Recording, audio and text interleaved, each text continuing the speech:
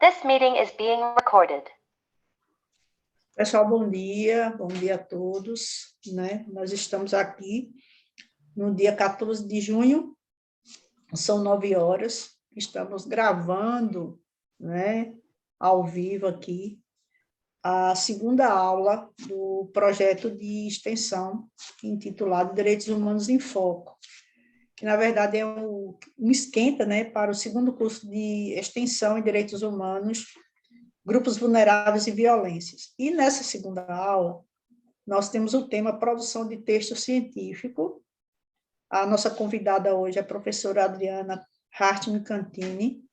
Ela é professora adjunta da Unipampa, de São Borja, é mestre em Educação pela Pontifícia Universidade Católica do Rio Grande do Sul, doutora em Direito pela Universidade de Salamanca, na Espanha. Professora, o nosso curso, né, o nosso projeto é sobre direitos humanos, né, temáticas relacionadas a direitos humanos. E aí algumas pessoas podem perguntar, mas como num projeto de extensão que se propõe tratar de temas relacionados aos direitos humanos, tem uma aula, né, que vai falar sobre a produção do texto, né? Então, eu começo com essa questão porque a gente vai entender que o texto ele é presente no nosso dia a dia, né? Ele está muito além, né, eu diria, do que o texto escrito, do que você escreveu um artigo, do que você escreveu uma resenha, né? Então, nós produzimos texto, né, professora, ao longo desse período. E aí, o que a gente, cada um de nós aqui, como professor, aluno, né, pesquisador, com temas tão relevantes, tão importantes para o nosso país, né, o que a produção textual ela pode acrescentar, né? E o que é isso? O que é essa produção do texto? Aí eu passo a palavra para você, já agradecendo antecipadamente em nome da equipe, né? Você ter aceito esse nosso convite, em particular uma sugestão do nosso monitor, o Gabriel, tá bom? Eu fiquei muito feliz com a sugestão dele. Tá? Então, nós temos aqui na sala, entre outros colegas, com 2 monitores, com o Gabriel Joaquim e com a Ludmila. Eu passo a palavra para você, Adriana. Bom dia a todos e a todas e a todos. Gabriel, obrigada pela sugestão, fico muito feliz. Eu espero que essa nossa conversa hoje seja bastante agradável, que a gente possa compreender o processo, né, de construção de texto. Bem, vejam só, eu não sou professora de língua portuguesa, né, nem experta em redação, mas o que eu já começo falando e que eu acho que é importante a gente ficar atento? Sempre a gente ouvia falar, eu inclusive me criei ouvindo isso, né? Nossa, Adriana, você fala muito, você conversa muito, você vai ser uma boa advogada. Lê do engano. O advogado, né, o profissional do direito, não é aquele que fala bem, é aquele que escreve bem. O processo, basicamente, é todo escrito, com exceção dos juizados especiais, que a gente tem mais oportunidade de falar, né, de conversar e expor a nossa ideia de maneira falada, digamos assim, as mediações, conciliações, o tribunal do júri, mas via de regra, o direito, né, e a atuação dos profissionais do direito, ela ocorre por meio da escrita. E de lá para cá, né, do tempo que eu me formei em 1994, pela Universidade da Região da Campanha, em Bagé, no Rio Grande do Sul, até hoje, com as novas diretrizes curriculares nacionais para o curso de Direito, muita coisa mudou, né? Principalmente em relação à forma como eu me expresso. Então, uma das grandes questões é evitar latinismos. Hoje eu tenho recebido muitos textos com a palavra ademais, vírgula. Já recebi com outro sim, vírgula. Então, expressões que acabam sendo uma bengala de linguagem, ou então que acabam empobrecendo o texto, né? O mesmo, a mesma. Alguns exemplos eu estou dando de forma aleatória aqui. Eles não vão atrair quem está lendo, né? Não vão ser agradáveis à leitura. Então, com o decorrer do tempo, a gente vai aprendendo alguns macetes, digamos assim, algumas dicas importantes para facilitar a escrita. Uma delas, e que eu quero compartilhar com vocês é não escrever frases muito longas. Então, ter mais ou menos na cabeça que uma boa frase, né, aonde eu consigo transmitir a minha ideia, deve ter no máximo 2 linhas, até 3 no máximo. Por quê? Quando eu escrevo frases muito longas, eu acabo tendo que usar sinais de pontuação ou ainda vou usar alguns excessos, mas porque, né, dessa forma. E ao final da leitura daquela frase, quem está lendo já perdeu a ideia inicial. Então, frases curtas é uma outra boa dica. Sem falar, gente, na necessidade da leitura, né? Quem escreve bem? Quem pratica escrita e quem lê. Então, a leitura e a prática são fundamentais. Quando eu recebo qualquer atividade dos meus alunos, agora ainda de forma, na forma da EAD, nós ainda estamos aqui na Unipampa, com as aulas em EAD até o fim do semestre, até agosto deste ano, eu sempre tento fazer uma correção também da escrita, dentro do possível, né? Porque o português a gente sabe que é muito complexo. Então, eu sempre faço observações em relação ao tamanho da frase, em relação a alguma pontuação, porque, na verdade, o texto ele tem que comunicar, ele tem que dizer o que eu estou querendo, né? Que as pessoas que me acompanham entendam. Deixa eu só abrir um texto aqui para poder compartilhar com vocês alguma questão sobre a escrita acadêmica. Para escrever, o que eu preciso? Eu preciso primeiro definir o conteúdo sobre o que eu vou falar, o que eu quero dizer de forma escrita. A forma, né? Como eu vou dizer? Como? Vai ser o quê? Uma síntese, um resumo, né? E aí nós vamos já falando em textos científicos. E depois, os textos acadêmicos, eu tenho que perceber que eles são muito diferentes dos outros tipos de texto, como de redação, por exemplo, que eu faço lá no Enem, no ensino médio, né? Eles são diferentes. Por quê? Porque qualquer afirmação que eu trago para dentro do meu texto acadêmico, ela precisa vir acompanhada de um argumento, de uma justificativa, de preferência, uma citação de um autor renomado.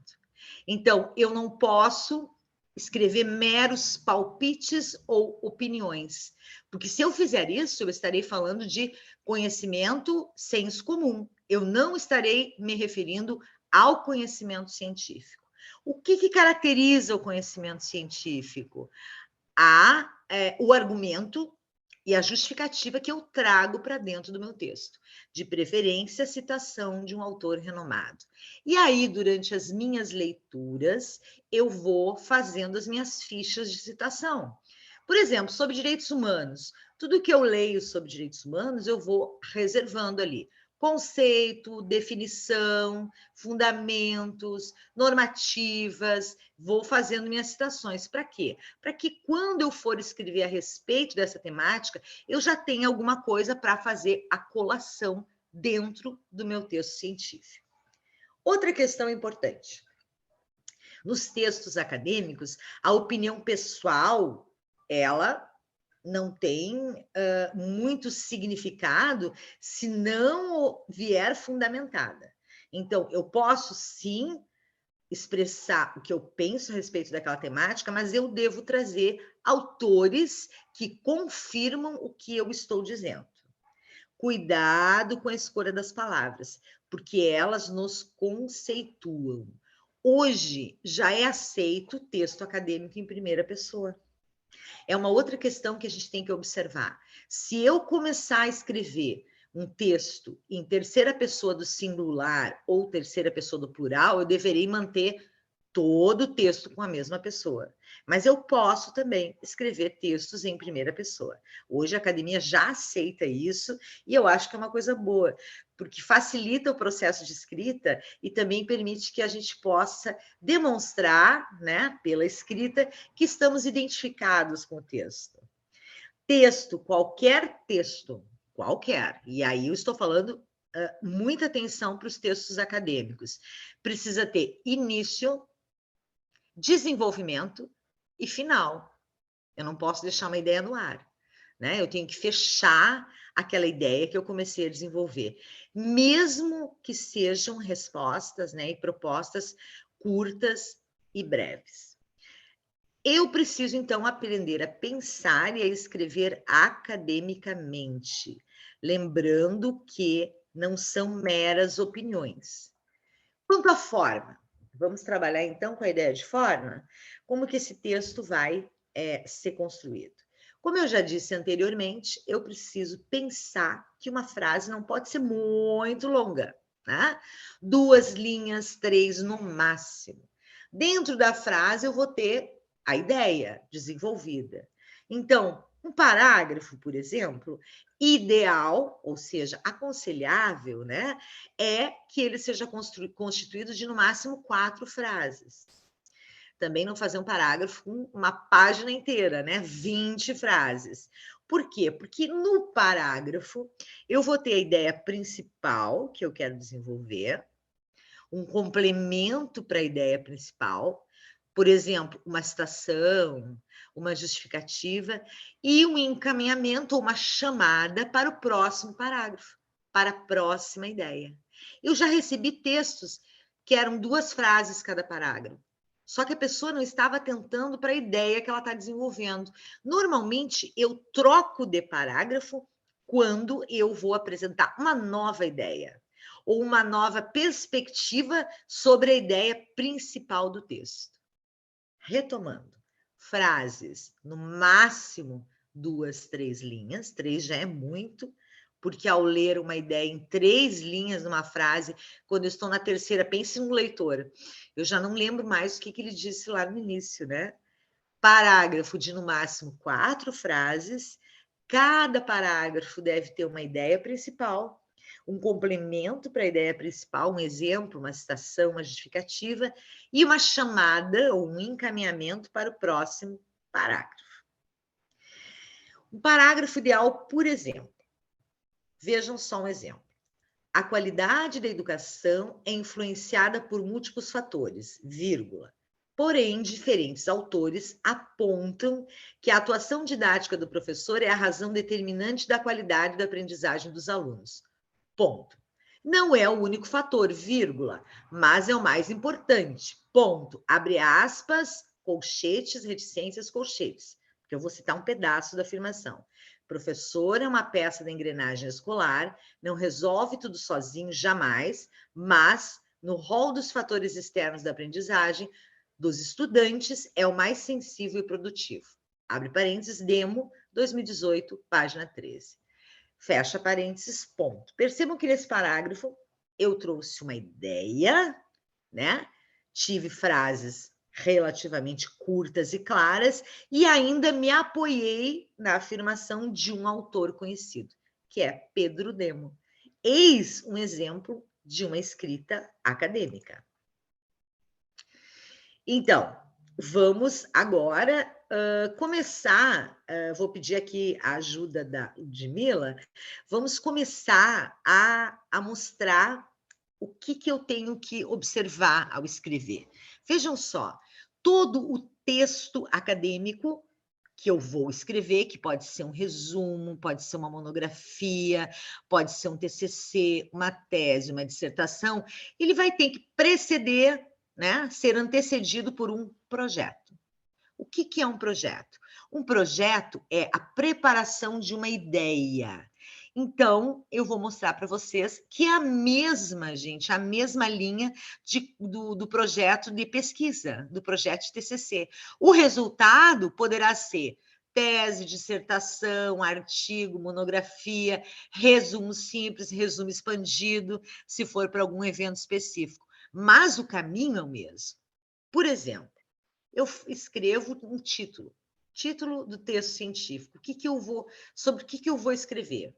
Esse título vai se relacionar ao conteúdo sobre o qual eu vou fazer uma pesquisa, eu vou olhar, eu vou buscar informações e deverá observar 3 características: simplicidade, ser sugestivo e informativo, de modo que o meu leitor, aquela pessoa que observa o que eu estou escrevendo, consiga identificar pelo título sobre o que eu vou falar, sobre o que eu estou me referindo. Pode passar, Ludmila. A simplicidade não significa senso comum, né? Não significa qualquer coisa. A simplicidade significa que, através do título daquele trabalho, daquele texto que eu vou escrever, ou de um projeto que eu preparo antes do resultado final, ela seja capaz de dizer o que eu quero com esse projeto, né? Qual é a minha intenção enquanto alguém que pesquisa, que lê, que estuda. Devo usar frases curtas, como eu já havia dito para você, especialmente no título, né? Palavras correntes do nosso cotidiano e evitar jargões técnicos ou latinismo, expressões assim que a gente nem ouve quase mais no direito, né? Que são expressões latinas que tornam aquele texto pesado. A não ser que a expressão seja muito usual e não haja uma palavra na língua portuguesa que a substitua. Pode passar. Ainda, palavras que chamem atenção para o assunto, tá? Que atraem as pessoas que vão ler, todos os leitores, que todas as pessoas possam identificar sobre o que é aquele texto que eu estou escrevendo. Pessoas leigas, que não são da área, ou pessoas da área sobre a qual estou me dirigindo. Então, esse título do meu texto, ele deve deixar claro o que eu vou pesquisar, o que eu vou buscar e sobre o que eu estou escrevendo. Pode passar? Da mesma forma, o título do meu trabalho, né? E aí eu coloco ali embaixo, vocês estão vendo no slide que está escrito elaboração de projetos de pesquisa, que é a mesma coisa que elaboração de projeto de texto, tá? A informação. Então, o meu título tem que dizer qual é o campo do conhecimento exato, né? Que eu estou falando. Estou falando de ciências sociais e jurídicas, estou falando de ciências humanas, estou falando de ciências exatas, então o próprio título deve indicar isso, deve dar a entender.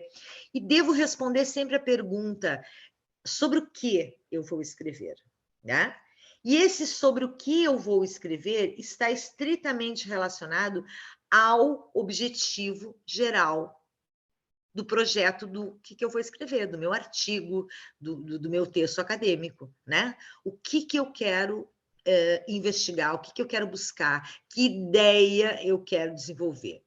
Às vezes, eu não consigo, em uma única frase, identificar o título. Eu preciso de um subtítulo. Não tem problema. Então, eu uso aquele título, 2 pontos, subtítulo. Outra coisa, é muito comum eu escuto as pessoas dizerem, eu já sei sobre o que eu escrevi, já tenho o título e o primeiro capítulo. Como assim? Você não escreve por capítulo, você escreve por ideias. Você, na verdade, começa pelo principal, que é a ideia, definindo o quê? Aí depois você constrói o texto. E mais, o título, às vezes, é uma das últimas ou penúltimas coisas que eu crio. Às vezes eu começo com uma ideia, um título, no decorrer do meu estudo, da minha investigação, das minhas leituras, eu posso alterar aquele título inicial. Então eu tenho que definir, primeiramente, sobre o que eu vou escrever. O quê? Direitos humanos? Certo, mas é bastante amplo. Então, o que em direitos humanos? Direitos fundamentais, bom, já fechei um pouquinho mais, já estou falando nos direitos na ordem constitucional. Bom, mas eu tenho muitos. Qual eu vou escrever? Liberdade de expressão, ok, já fechei um pouco mais. Sim, mas liberdade de expressão, o quê? O exercício da liberdade de expressão, ok, mas o exercício da liberdade de expressão aonde? Bom, no jornal de maior circulação na minha cidade. Mas ainda está muito amplo, então eu tenho que pensar em como que eu vou fechar essa ideia. Obviamente que eu terei que ler alguma coisa sobre direitos humanos, direitos fundamentais, liberdade, conceito, liberdade de expressão, e aí sim começar a fazer anotações, eu tenho que ter uma base. Ninguém escreve sem ter uma base de leitura, tá? A gente não senta e diz, agora eu vou escrever. Não. Eu preciso de um projeto, um ensaio, uma preparação, né? Identificando título, ideia, o que eu vou escrever, o que eu vou investigar e, mais importante, como. Por quê? Porque quando eu tenho que apresentar um resumo expandido, um resumo simples, por exemplo, que é o resultado de um trabalho acadêmico em um evento, no próprio resumo eu tenho que dizer o que eu fiz, qual foi o caminho que eu percorri. E o que será feito e o que será investigado é parte do problema ou do objetivo geral do meu texto. Pode passar, Ludmila? Bom, vocês percebem que depois de escolhido o conteúdo, né? Escolhido sobre o que eu vou escrever, sobre o que eu quero questionar, eu tenho que pensar para quem eu estou escrevendo. Quem será o meu leitor, a minha leitora? Então, eu elaboro uma pequena justificativa, que pode ser no início, mas é aconselhável que eu vá mexendo com essa justificativa no decorrer da minha escrita, porque ela vai mudando de configuração na medida que eu avanço as minhas leituras. Então, eu tenho que convencer o leitor sobre a importância do problema e do tema. Não usa. Esse trabalho se justifica por quê? Esse trabalho se justifica por quê? Isso não me diz nada. Diga, eu, ou independentemente da pessoa que você vai usar, pesquiso ou resolvi escrever sobre esse assunto, por quê? E me dá um bom motivo. Qual é o motivo? Tu tem identificação com o tema, por quê? Tu presenciou alguma situação, né, que te levou a questionar e a pesquisar? É uma exigência do componente curricular ou da disciplina que tu está estudando? É uma exigência do programa? Sim, mas só ser uma exigência do programa de pós-graduação ou do componente curricular não basta. É preciso que haja um motivo maior. Curiosidade? Ou você já tem uma opinião diferente do que está posto, fundamentada em algum autor? Então, a justificativa é fundamental. Descrever os benefícios. Olha, eu, né, em função desse tema, né, que eu decidi por isso, por aquilo, eu acho que questionar, né, vai trazer benefícios. Por quê? Então, tentar fazer essa ponte e argumentos favoráveis àquele trabalho que você está fazendo. Lembrem-se, é um texto acadêmico científico, não é senso comum. Então, precisa ter leitura, precisa ter autores para fundamentar a minha ideia e a minha proposta. Pode passar.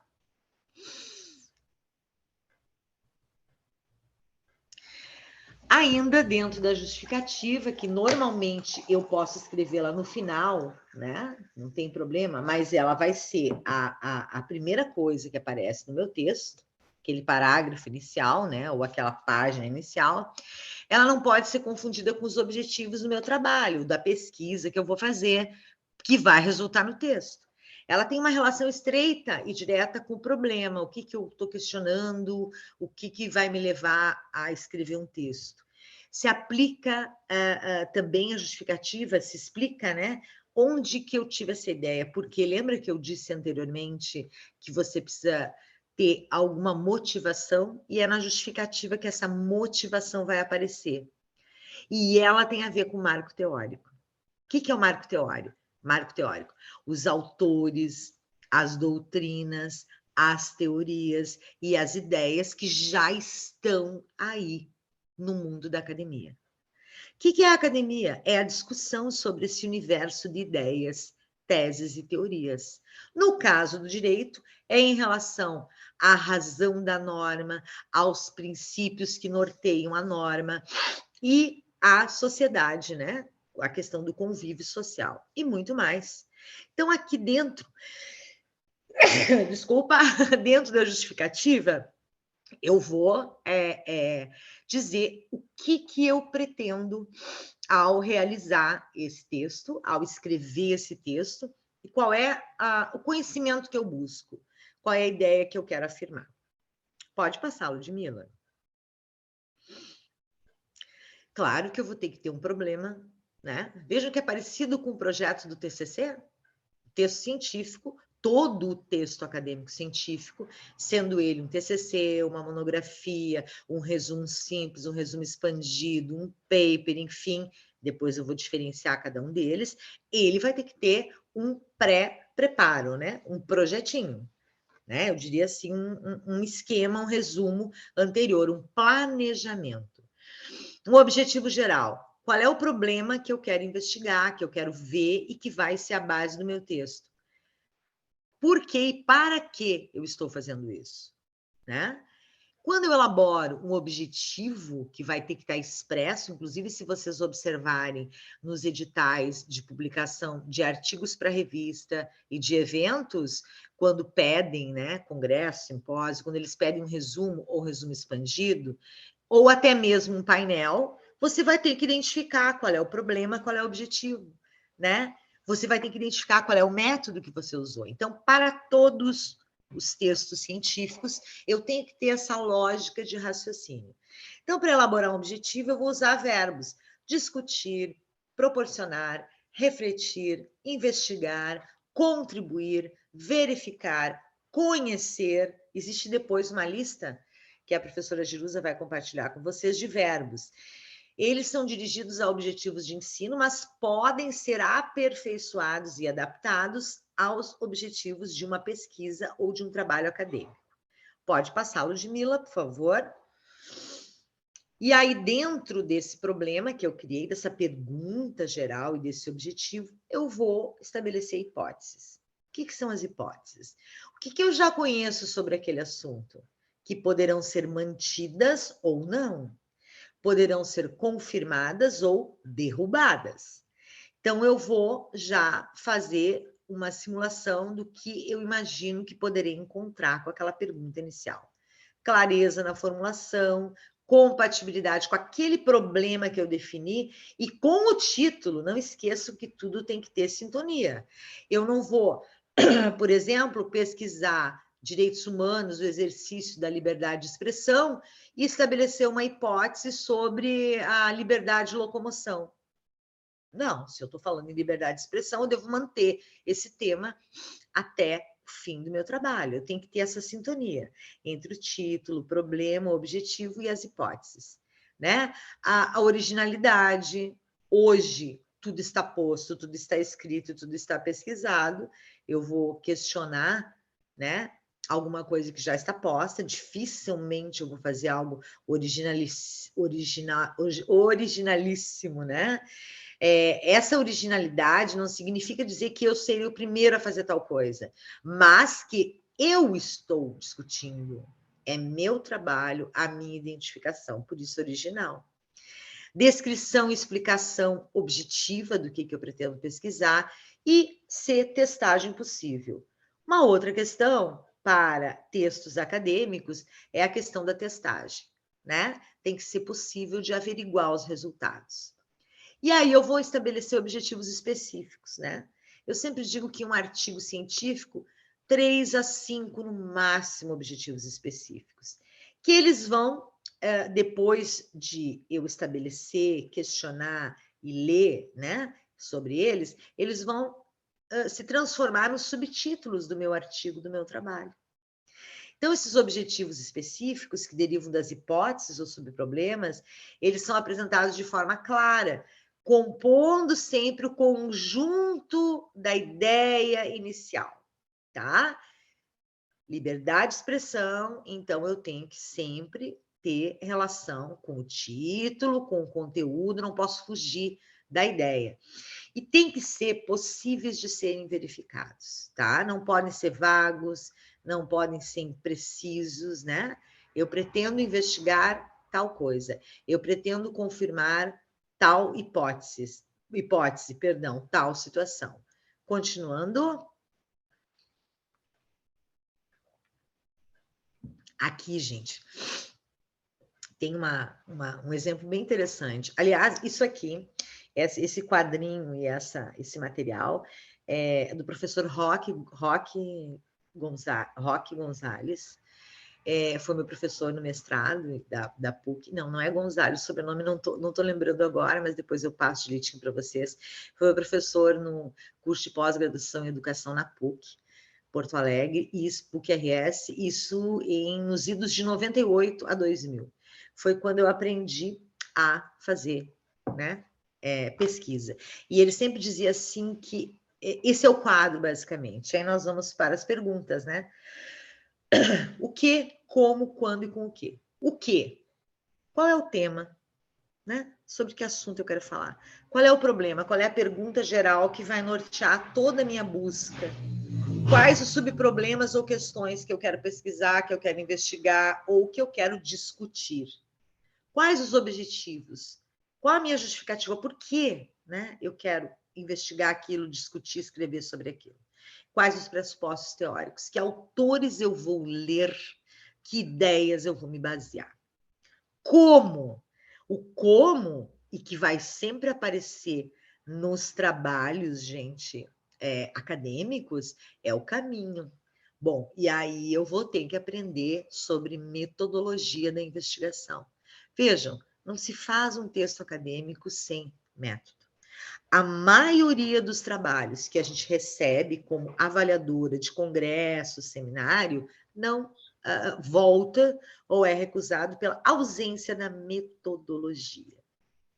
A metodologia é o caminho que eu, como pesquisador, como investigador, como acadêmico, percorri para chegar a um resultado específico. Como que eu vou buscar informação? Né? Ah, professora, mas é uma pesquisa bibliográfica. Ok, mas eu preciso saber qual é a fonte da tua busca e como você fez a busca. Você tem que construir um quadro básico sobre objetivos, questões norteadoras e fonte de busca. Ah, não, eu pesquisei na Constituição, nas normativas. Sim, quais?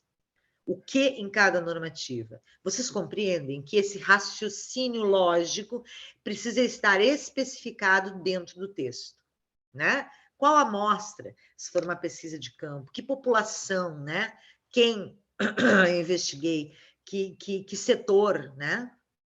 Que pessoas? Que atividades eu realizei? Como serão? Como que eu trabalhei os dados dessas informações que eu obtive? Repito, mesmo sendo uma pesquisa bibliográfica e documental, existem métodos, né, e regras que precisam ser seguidas e ele tem que ser contado, explicado dentro do teu trabalho. Quando o tempo aqui, o tempo que eu vou levar para fazer isso, se é viável, né? Se eu tive que vou ter que reformular ou não a ideia inicial, porque muitas vezes a gente planeja fazer uma pesquisa, uma atividade, e lá no meio do caminho a gente percebe que não era bem aquilo, ou que a gente podia ter simplificado, ou que precisa de mais leitura, a gente para e volta para a leitura. Isso é comum acontecer. Por quê? Porque escrever um texto acadêmico científico é um processo de aprendizagem, né? Eu vou escrevendo, quanto mais eu escrevo, melhor eu irei tendo, melhor resultado eu irei tendo. É a prática. E com o quê? Isso é outra coisa importante. Eu só posso escrever um texto e fazer uma atividade acadêmico-científica pensando no tempo. Eu tenho tempo para isso? Eu tenho os recursos necessários para desenvolver essa ideia? Será que eu sozinha conseguirei? Ou eu precisarei de ajuda de outros pesquisadores ou de alguém para me orientar, para buscar dados, para ajudar, né? Esse projeto, essa ideia é viável? Ou eu tenho que reformular? Tenho que melhorar? Então, vejam, essa quádrupla, o que, como, quando e com o que, tem que ser respondida dentro do meu texto científico. Tá? Fundamental. Esse é um guia bastante interessante. Pode passar, Ludmila, por favor. Olha só. Aqui eu tenho como estrutura do projeto de pesquisa, que pode ser estrutura do projeto de texto que eu vou escrever. É a mesma coisa. Percebam que o caminho a ser percorrido é o mesmo. O resultado é que muda a forma de apresentar. Então, eu tenho que ter um tema, eu tenho que ter um problema, que é uma pergunta geral, né, sobre aquele tema, um questionamento. Eu tenho que ter um objetivo geral, né, que é a razão do questionamento. Eu tenho que ter hipóteses, ideias que eu já prévias, que eu vou derrubar, manter, né, durante o meu trabalho. Tem que ter algum objetivo específico e a justificativa e os pressupostos teóricos. Repetindo, na academia, você não pode simplesmente trazer opiniões. Você tem que trazer opiniões e ideias fundamentadas em autores, certo? Em autores consagrados, em autores da área. E aí, com o uso das tecnologias da informação, ficou muito mais fácil pesquisar. Você tem o Google Acadêmico, por exemplo, né?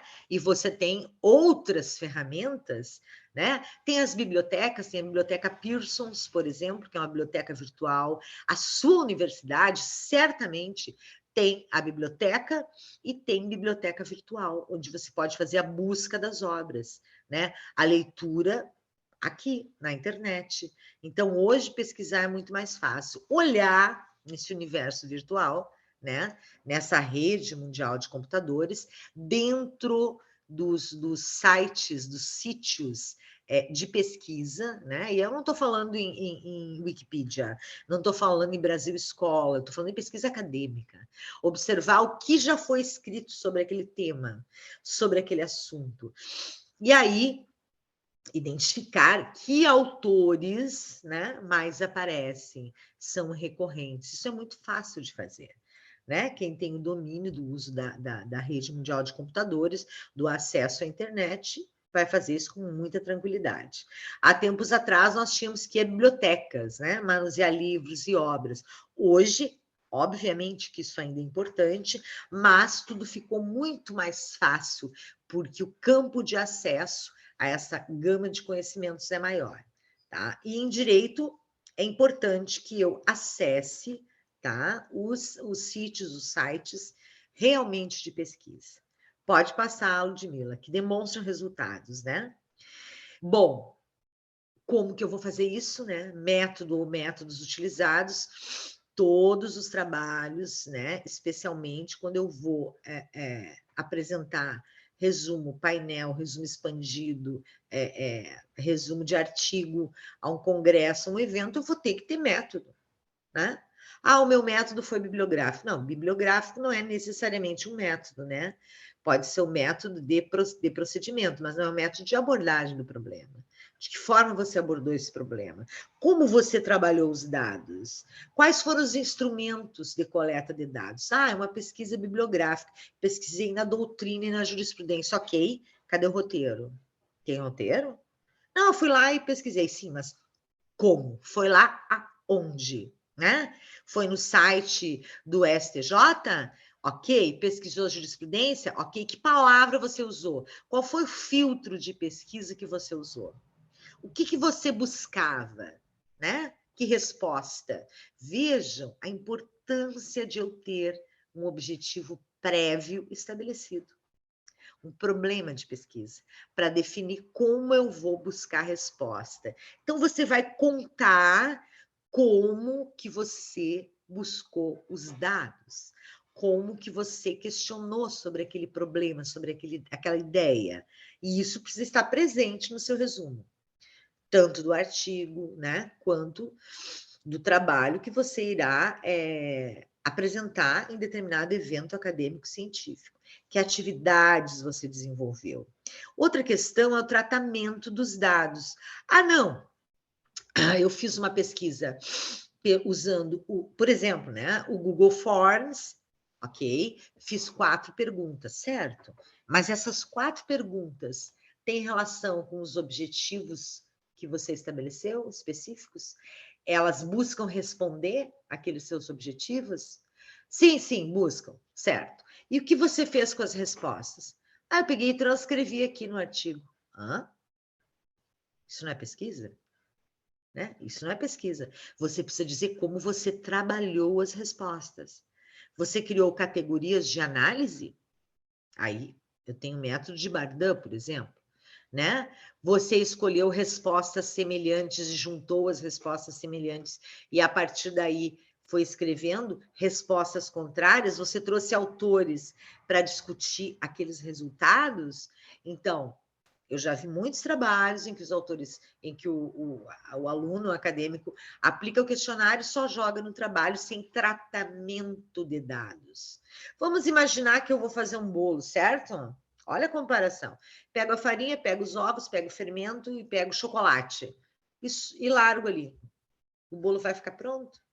Não, eu preciso misturar a farinha, os ovos, o leite, o chocolate, etc. Misturar, bater, untar uma forma, ligar o forno, colocar no forno. Isso é tratamento.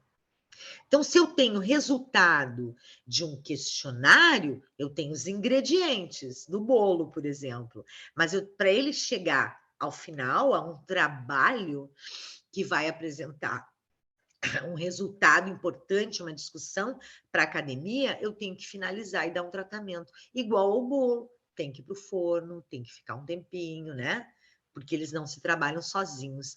Então, fazer uma entrevista, né? Aplicar um questionário, muito bom. Ele é um instrumento de coleta de dados, mas o resultado desses dados precisam ser trabalhados.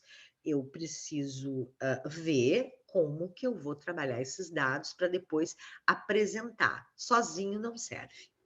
Pode passar, Ludmila?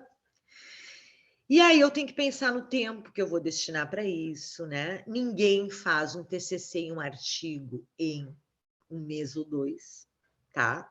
A não ser que já tenha preparado um projeto prévio, que tenha leituras prévias, né? Que tenha ficha de citação, né? Ficha que eu digo, tem algumas citações específicas sobre o tema, tenha no mínimo uma leitura de 3 a 5 autores, já tenha desenvolvido algum trabalho anterior.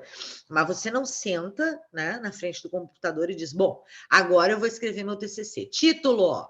Não, você tem que ter um projeto, né? Que é um plano. Você tem que pensar no tempo, você tem que pensar como que vai distribuir as atividades, o que você vai fazer em cada dia, em cada semana.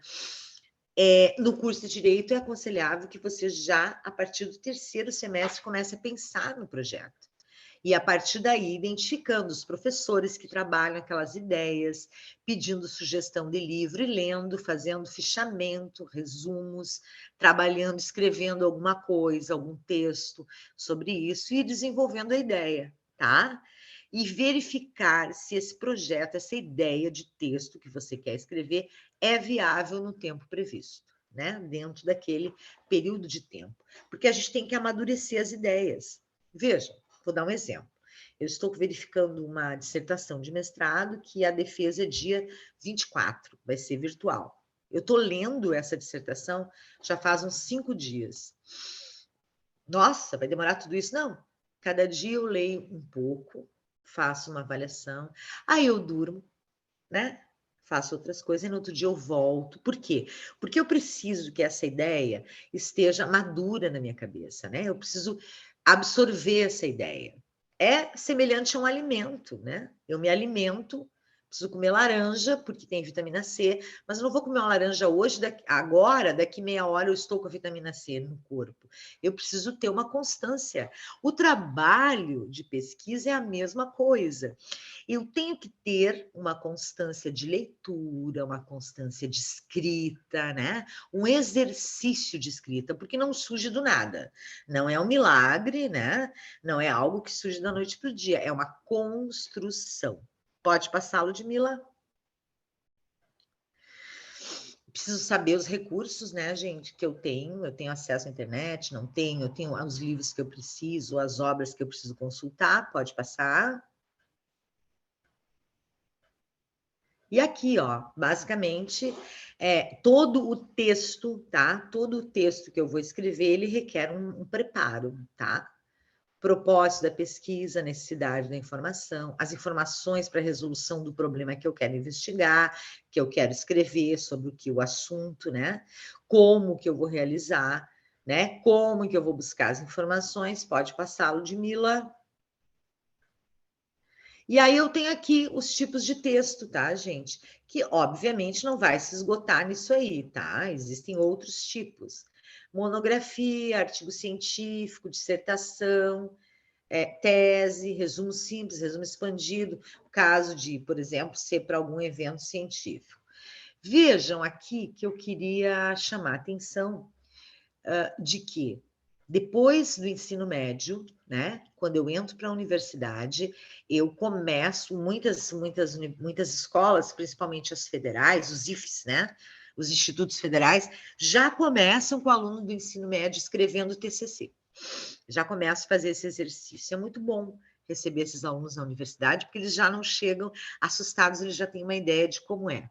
Mas, a partir da graduação, eu já tenho que começar a escrever, é condição, né? Então, alguns cursos exigem uma monografia, outros um artigo científico, que é o TCC. O que é TCC? TCC é trabalho de conclusão de curso. Você precisa demonstrar no final do curso e desenvolver uma ideia que você conhece determinados autores sobre determinado assunto, né? Poderá ser em forma de artigo, tem que ver o projeto pedagógico, o projeto político-pedagógico do curso, né? O projeto do curso, PPC, para ver o que ele indica na sua universidade. Pode ser uma monografia, pode ser um artigo científico. Bom, aí você vai para uma especialização. O que é uma especialização? Eu tenho a pós-graduação. Quando eu falo em pós-graduação, é depois da graduação. Então, a pós-graduação pode ser a nível de especialização, de mestrado ou de doutorado, tá? A pós-graduação a nível de especialização também vai exigir alguma construção teórica, um artigo, uma monografia, alguns uma avaliação, mas durante o curso de especialização, você vai ter que fazer produção de textos, tá? Às vezes as disciplinas, né, os módulos, dependendo como é dividido, exigem produções textuais ao final de cada módulo. Bom, mas eu quero um mestrado, que é uma pós-graduação, que te dá o título de mestre. A especialização vai te dar o título de especialista em determinada área do conhecimento, vai afunilar o conhecimento. No mestrado também, você vai escrever um paper, uma dissertação, né? No doutorado, a mesma coisa, né? Que é um outro nível de especialização. Eu quero só abrir aqui, ó. E aí nós temos assim, depois eu vou compartilhar, a professora Jerusa vai compartilhar com vocês, por exemplo, o que é um artigo, né? Um artigo é um texto com autoria declarada, que apresenta e discute ideias, discute método, técnicas, processos e resultados em diversas áreas do conhecimento, destinado à divulgação através de periódicos, revistas científicas, jornais. Hoje eu tenho muitas revistas em sites, né, hospedadas apenas de forma virtual.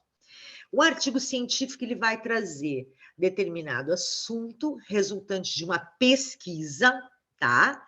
Destinado à divulgação de uma publicação e que vai ser levado à aprovação por julgamento. Nas revistas científicas existem avaliadores contratados ad hoc, né? Que seriam por trabalho gratuito, né? E avaliação que eles chamam de às cegas.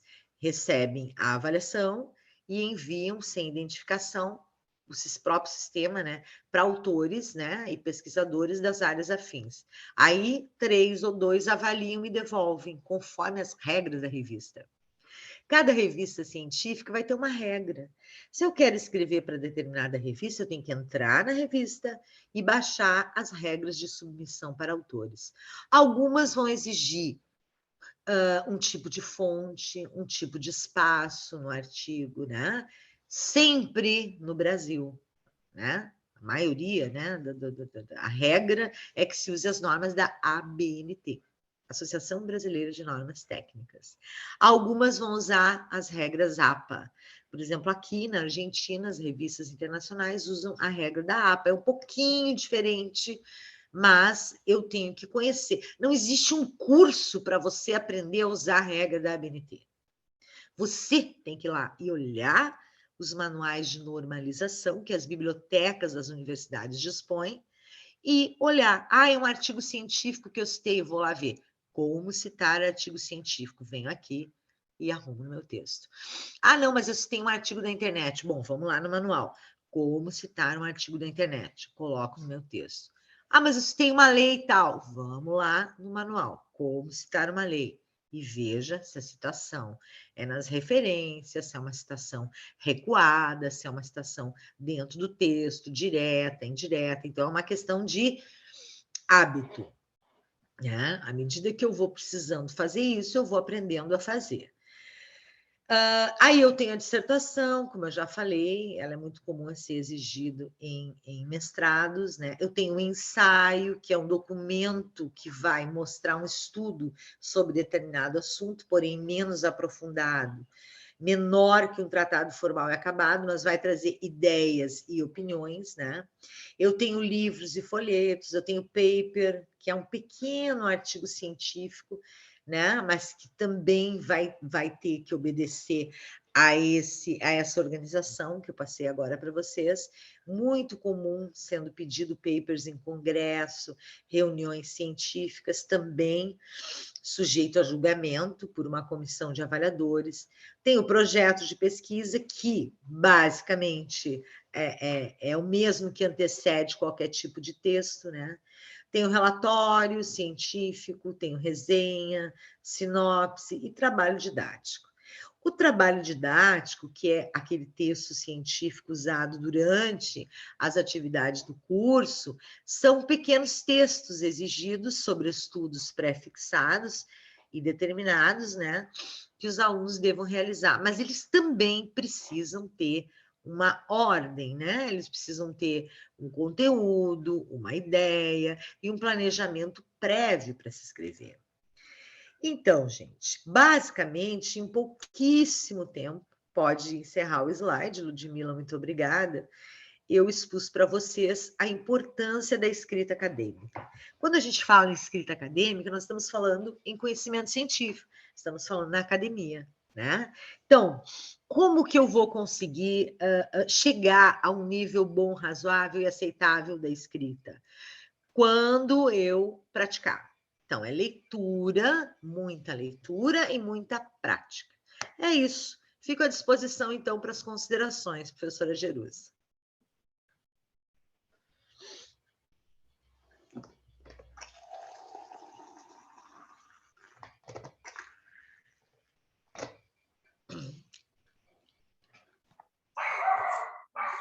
Pronto, professora Adriana. Eu estava aqui ouvindo, né, atentamente as suas palavras, e o que a gente percebe, eu não sei se essa sensação que os meninos estão aqui também, é que quando a gente fala em produção de texto, nada é suficiente sempre, né? Você sempre está se renovando dentro desse processo. Então, cada vez que eu vou escrever alguma coisa, para mim é algo novo. Tá certo? Para mim é algo novo. Não, a minha experiência talvez ajude, sim, mas a depender sobre o que você vai falar, né, sobre o que você vai escrever, é algo totalmente novo. Né? Então, cada experiência ela é única. Eu vejo tem uma coisa interessante, desculpa te interromper, que eu estou me lembrando agora.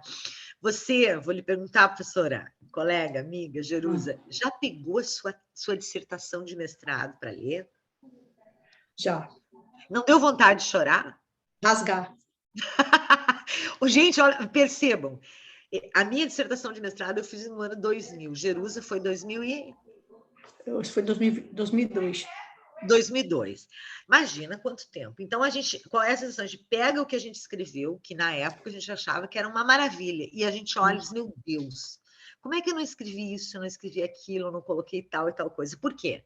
Porque de 2002 a 2000 até agora, nós tivemos outras leituras, outras percepções, né?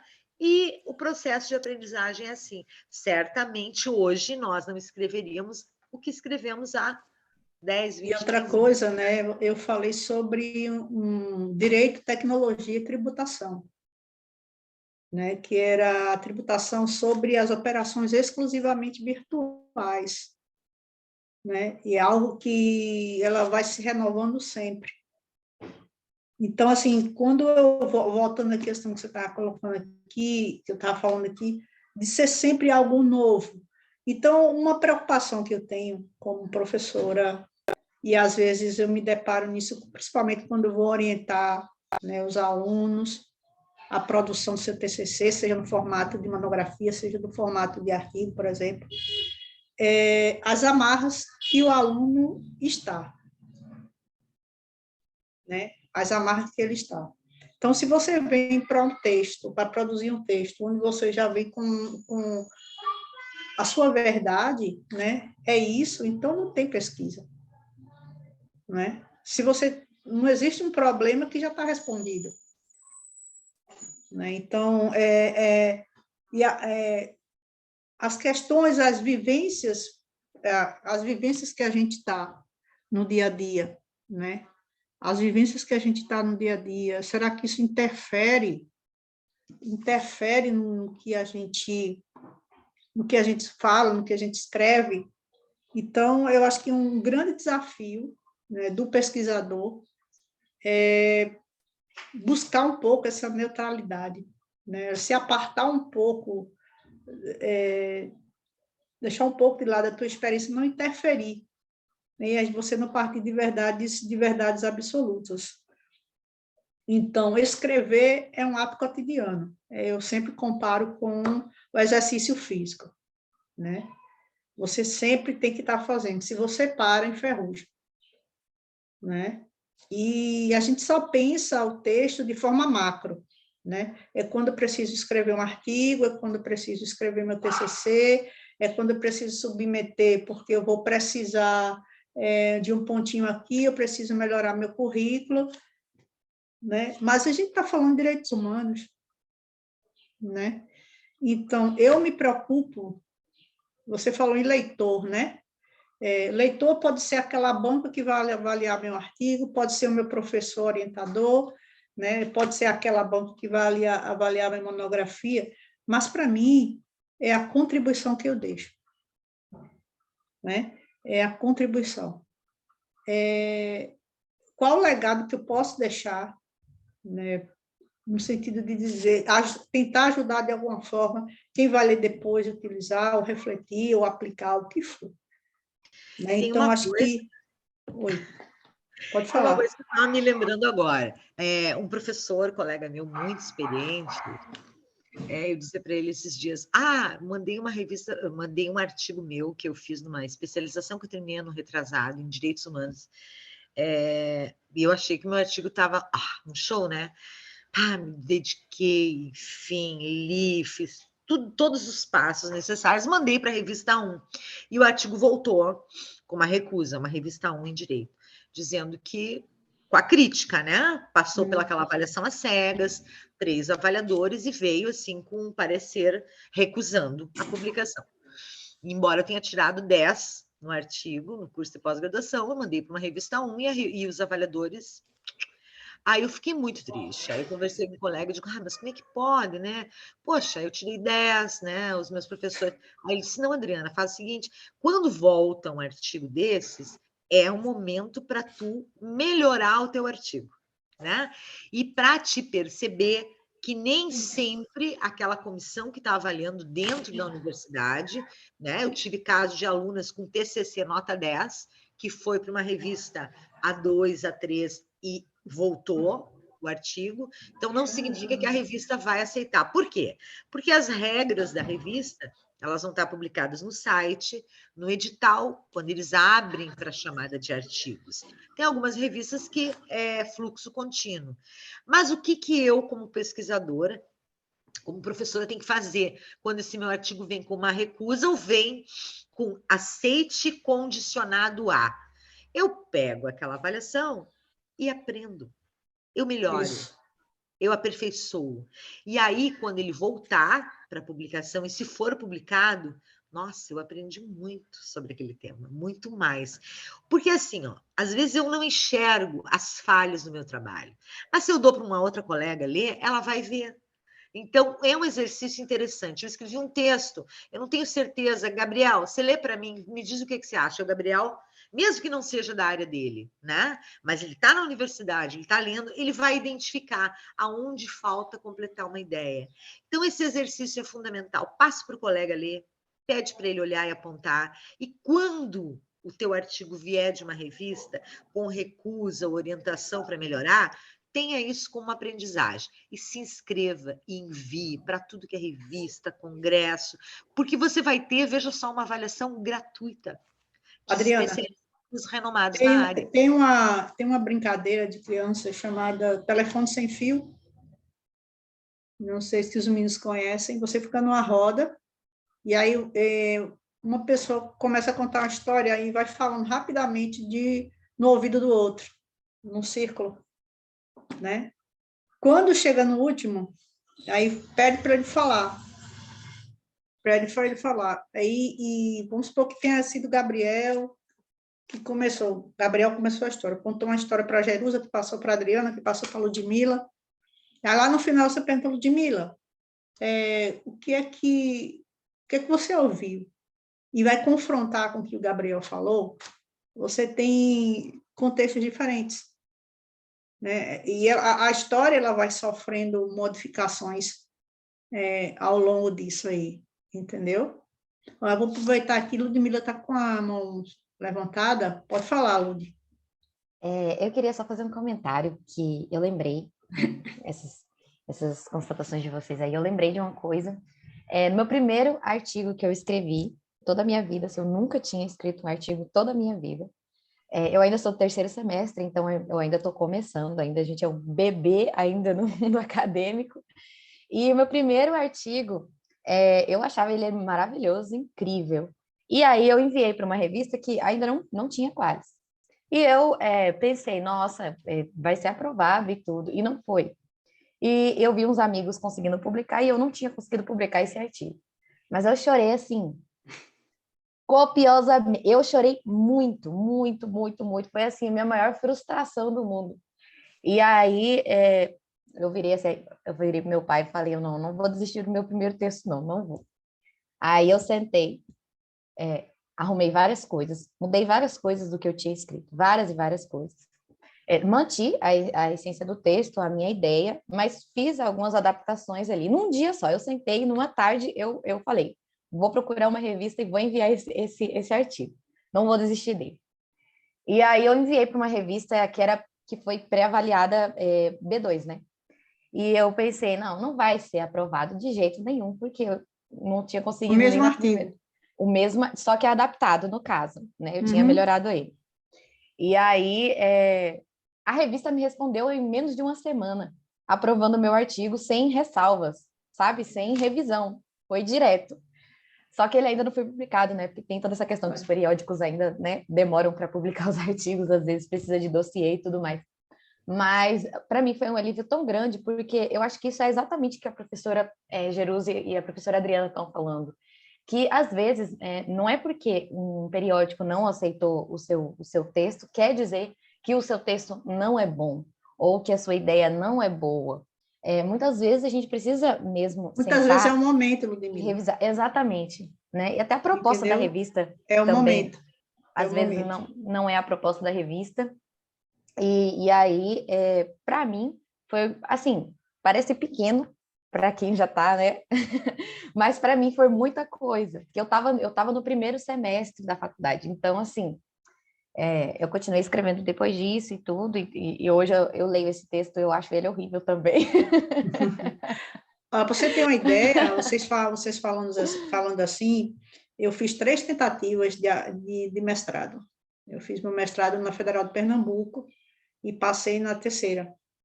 E quando eu passei, eu devo justamente as 2 vezes que eu não passei. Tá? A Adriana falou do projeto, né? A Adriana falou o tempo todo, e a gente se prende muito aquele momento e esquece que a vida da gente é feita de projetos, né? E às vezes a gente dá um nome de sonho, de objetivo, de meta, né? Mas cada ação da gente na nossa vida, né? A gente tem um projeto de buscar saúde, a gente tem um projeto de ter educação, de ter uma vida melhor. Então, a gente, para chegar, né, naquele objetivo, a gente vai traçando o caminho, né, o caminho que a gente vai trilhando. Né? E aí, você falando de revisão e tal, eu acho que nesse processo da pandemia, eu participei de um processo seletivo para doutorado, fiquei muito chateada, porque eu fui classificada, mas não fiquei entre as vagas. Então, e aí eu tinha uma alta avaliação, sabe, Ludmila, assim, poxa, bom, para o que eu não estava preparada, digamos assim, aquele projeto, eu disse, eu vou submeter, mas eu já fui achando que não ia ser aprovado, tá? E a banca, 3 pessoas. E aí veio a nota. 2 avaliadores me deram nota 8 e um avaliador me deu nota 5. Olha, peraí, tem 2 me dão nota 8 e um me dá nota 5. E aí foi o que eu fiz. Eu pedi o espelho da prova. Uma coisa que eu aprendi, fica uma dica para vocês, esse lance de pedir recurso é válido demais. Você pede o espelho da prova, porque eles mandam o espelho da avaliação, né? Para você saber por que aquilo aconteceu, né? E aí, se você verificar que tem condição, você pede o recurso. A nota não subiu tanto, mas saiu de 5 para 6, desse mesmo avaliador. E, recentemente, eu participei de uma seleção, assim, dentro da UNEB, que eu consegui ficar isolado em 3º lugar, por conta de um recurso. Então, assim, eu acho que é importante a gente falar isso para vocês, assim, essas experiências, né, que a gente se depara nisso a vida inteira. E nem sempre o fato de você não ter sido aprovada naquele momento não significa que você não seja boa o suficiente para além. Porque tem uma vaga, 2 vagas, às vezes reserva de vaga, entendeu? E vai chegar o seu momento. Agora você precisa, primeiro sofrer, né? A gente sofre, a gente chora, né? Se descabela, mas depois, quando passa essa fase, e a gente vai olhar, a gente sempre tem como melhorar. Eu acho aqui, a Jerusa, você falou uma coisa interessante, que o Guilherme está com a mão levantada também, né? Depois deixa o Guilherme falar. Gabriel. Perdão, Guilherme. Gabriel. E eu li aqui e disse Guilherme. Olha só, que é uma coisa bem interessante. Quem optou pela academia, optou pela pesquisa e pelo direito, eu diria, né? Agora eu vou falar diretamente para os acadêmicos de direito, escolheu uma profissão em que você, aliás, todas hoje, mas direito especialmente, que você terá que estudar e atualizar sempre, cotidianamente. Então, estudar, ler e atualizar é igual comer. Né? Eu preciso da comida para estar viva, estar em pé. Então, da mesma forma em relação ao direito. Por quê? Porque o direito, ele é dinâmico, a sociedade é dinâmica, enfim, uma série de justificativas. E aí, o que ocorre? Eu apresento um artigo, que foi o caso, a revista recusou, eu vou lá, conserto, como a Ludmila fez, enviou para outra revista, ela aceitou. Ok, estou feliz. Até a próxima dificuldade, o próximo desafio. Então, é feito de desafios. E aí tem uma propaganda de sabão em pó, que eu não vou dizer um nome, que daí vocês vão ver a minha idade também, né? Que dizia assim, ó, o menino ia lá jogando futebol, todo de branco, e aí caía, levantava, caía, se machucava, e voltou, e quando ele entra em casa, aquela roupa dele do futebol tá toda suja. E a mãe pega o sabão em pó e pega a roupa e o guri chorando, porque machucou o joelho, né? Caiu, aí coloca na máquina de lavar, e aí diz assim, fulano, né? A marca do sabão. Não há aprendizado sem manchas. Quais são as manchas? O que eu sofro quando eu tenho um trabalho recusado? O que eu sofro quando eu tenho um trabalho que vem com observações para eu consertar? Mas passado isso, a sensação de que eu aprendi, que eu consegui, é ótima. Até o próximo desafio. Ok, Gabriel. Bom dia de novo. Bom dia. Vocês estão conseguindo me ouvir? Sim. Tranquilo. Certinho. Primeiramente, eu gostaria de agradecer a professora Adriana, sempre extremamente pontual, o que não é novidade para ninguém, mas a professora Adriana sempre contribui perfeitamente. Mas é uma questão que a senhora falou de mandar para outras pessoas, para outras revistas, para outras coisas, ajuda até forma para tirar o olhar viciado que a gente tem sobre aquela pesquisa, sobre aquela escrita que a gente está fazendo de fato. Mesmo que o professor não tenha especialidade no tema, não conheça sobre o tema muito e tal. Eu, por exemplo, estou fazendo um artigo sobre herança digital, que é um tema que ainda não está tão sendo tratado sobre, que é o meu TCC, inclusive, é o tema de TCC. E aí eu estou mandando para alguns professores, inclusive a professora Gerudo vai receber hoje. Esse tema ela não sabe ainda, estou avisando aqui em primeira mão que ela vai receber hoje esse tema. E a senhora também, muito provavelmente, até domingo. E é isso, e tratando, mas eu tenho uma pergunta para fazer que eu anotei aqui durante o curso da aula.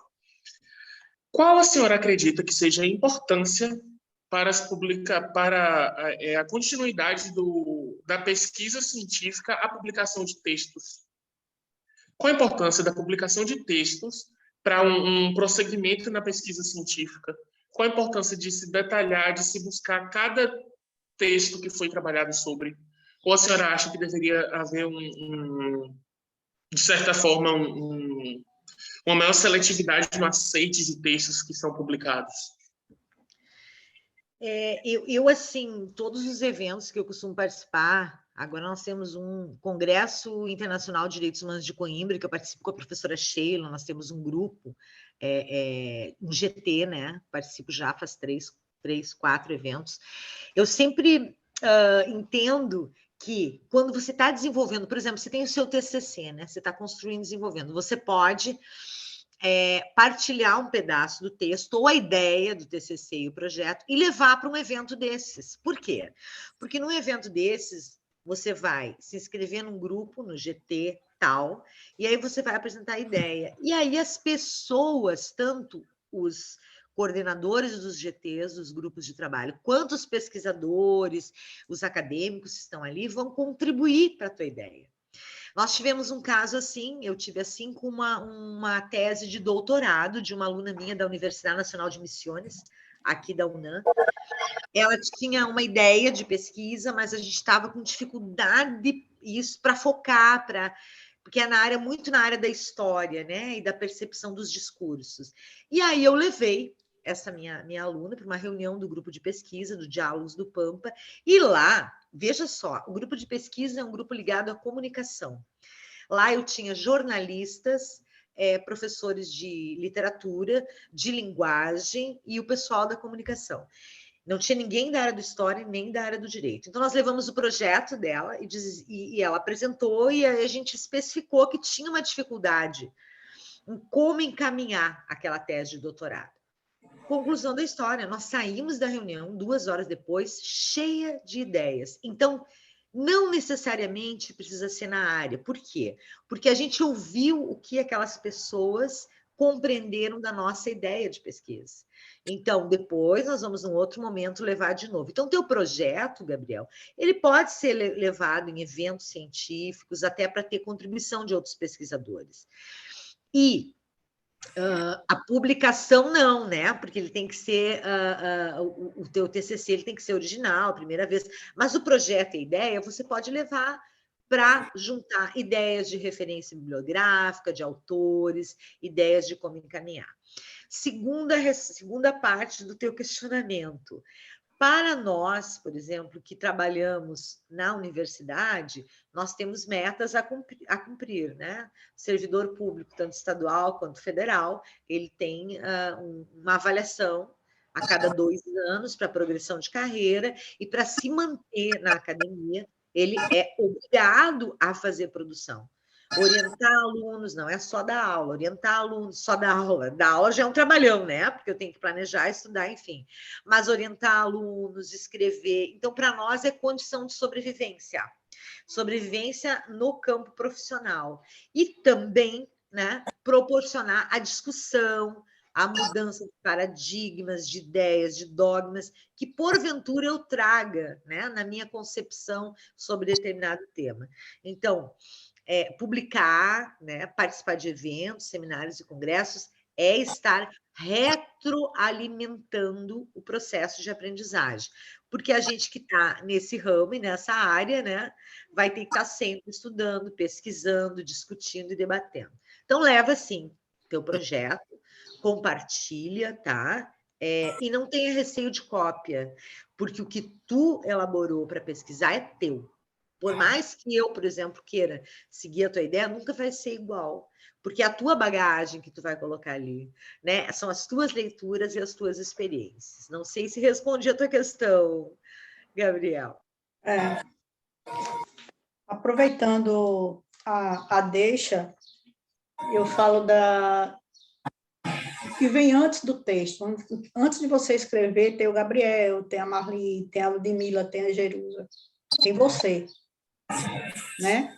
Você imprime a sua identidade ao seu texto, né? Então, muitas vezes, por exemplo, eu não digo quando você submete a uma revista com avaliação às cegas, as pessoas não te conhecem, etc., etc., né? Mas, como professora, por exemplo, orientando os alunos, você consegue identificar, tem uma digital ali, sabe? No que você escreve. Mas isso aqui é muito parecido com o que fulano escreve. Tanto você ler, estudar, conhecer sobre aquele texto, sobre como aquele aluno escreve, né? E aí chega o texto daquela pessoa para você, mesmo sem ter, às vezes, o nome da pessoa, você começa a imprimir, é isso que eu estou dizendo, você imprime uma personalidade ao texto, entendeu? E é diferente de você ser tendencioso na sua escrita, né? Porque a gente nunca consegue se afastar, você dá essa identidade. E aí, só para ilustrar isso, a gente está falando de direitos humanos, e a gente, lá no início, né, antes de você começar a sua fala, professora, a gente falou por que a gente está, né, discutindo produção de texto, quando o projeto Direito em Foco, a temática são temas relacionados aos direitos humanos, né? A cientificidade está justamente nisso, e a gente teve uma demonstração agora na pandemia da importância da ciência, né? Muito embora a pandemia não tenha terminado, é graças aos esforços da ciência, né? Da posição de se ver isso aí que a gente conseguiu minimizar um tanto de mortes que a gente está tendo aí, né? Foi graças à ciência. E aí, só para ilustrar para os meninos aqui, mais uma vez, que vocês não eram provavelmente nem nascidos, mas talvez a Adriana compartilhe comigo, tem um personagem do Chico Anísio, o Justo Veríssimo, né?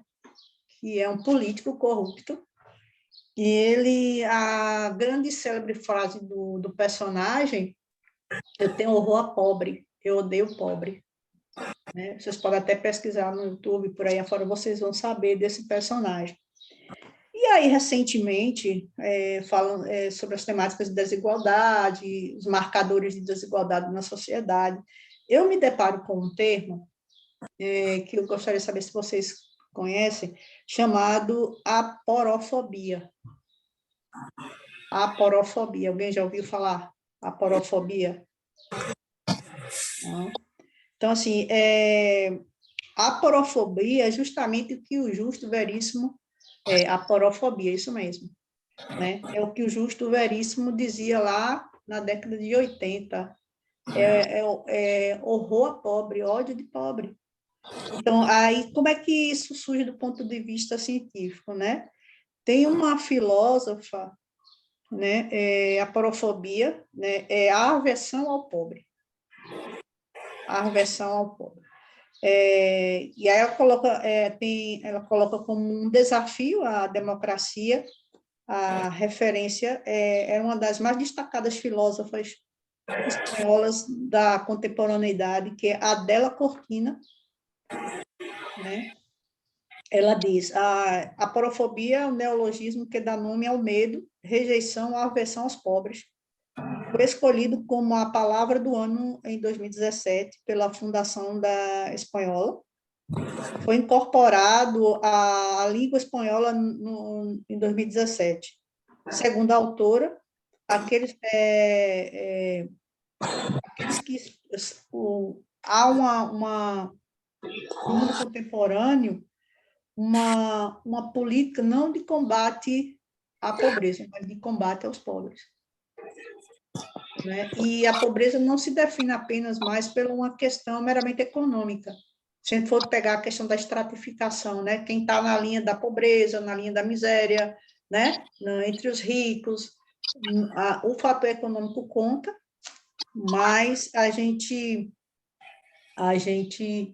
tem outros elementos. Então, você pode ter pessoas hoje que não são assalariadas ou que não têm salário, mas que estão dentro do conceito de pobreza, né? Então, eu acho que, para vocês terem uma ideia, no nosso país mesmo, há essa crise que a gente está passando, né? É uma crise da democracia, que eu só vi, eu digo porque vivenciei, eu estava lá nas ruas com os caras pintados, na década de 90, há 30 anos atrás. Tudo isso que a gente está vivenciando com relação à economia, né, com relação à guerra, à inflação, o Brasil retrocedeu esses 30 anos. Nunca foi tão ruim quanto foi há 30 anos atrás. Né? Então, é um retrocesso muito grande, é um desafio muito grande. E aí, o que é que nós podemos contribuir para temas como esses, né? Que tem relação com o meio ambiente, que tem relação com a proteção dos direitos dos animais, né? Que tem relação à ausência de políticas, né, dos povos indígenas. Aí agora, né, o que aconteceu, 2 pessoas foram mortas, né, e não tem nenhum respeito com relação a isso, né, o indigenista e o ativista ambiental. Então, a gente precisa ter esse momento. Então, o texto é um momento em que você dá voz. Eu acho que uma grande contribuição, né, Adriana, é que, através do nosso texto, a gente dá voz àqueles que são silenciados. Exatamente. Escrever em direitos humanos significa isso, né? Entendeu? Dar voz a quem não tem voz. Obviamente, a professora Jerusa traz aqui que no momento que a gente vive é um momento muito atípico, né? Com muita discussão exacerbada de certo e errado, direita e esquerda, e também um momento onde os direitos estão sendo colocados em xeque, né? Nós estamos questionando, né, a manutenção dos direitos, o respeito e o papel do Estado nesse processo. Então, nós temos muitas questões a pesquisar. E aí, uma coisa relevante, ao escrever um texto científico, criticando o sistema, por exemplo, né, colocando, sendo a voz, né, de alguém ou de pessoas que passam por um processo de negativa ou violação de direitos, eu não posso esquecer que não é opinativo, meramente opinativo. Ele vai ter que trazer um fundamento, autores, né, teóricos e doutrinas que me fundamentam, e mais, em tempos atuais é importante que eu estabeleça uma proposição, né? O que eu sugiro, o que eu acho que poderia ser feito. E se eu trouxer dados, melhor, vai fundamentar. E aí nós temos os institutos de pesquisa, né? Ou seja, o acesso hoje às informações ele é muito mais facilitado. Agora, em sendo um texto acadêmico, precisa obedecer a esses critérios, tá? Fundamental a gente reforçar isso. E óbvio, né, gente, quanto mais eu escrever, melhor escreverei. Quanto mais eu ler, melhor escreverei. Isso, exatamente. A questão da leitura é fundamental. Né? E, às vezes, o aluno chega para a gente, professor, eu já estou com o meu texto pronto. Aí eu digo, poxa, aí eu fico... já estou com o meu texto pronto, eu digo, eu vou fazer o quê? Não tenho mais para fazer o quê? Eu vou só fazer correção ortográfica, né?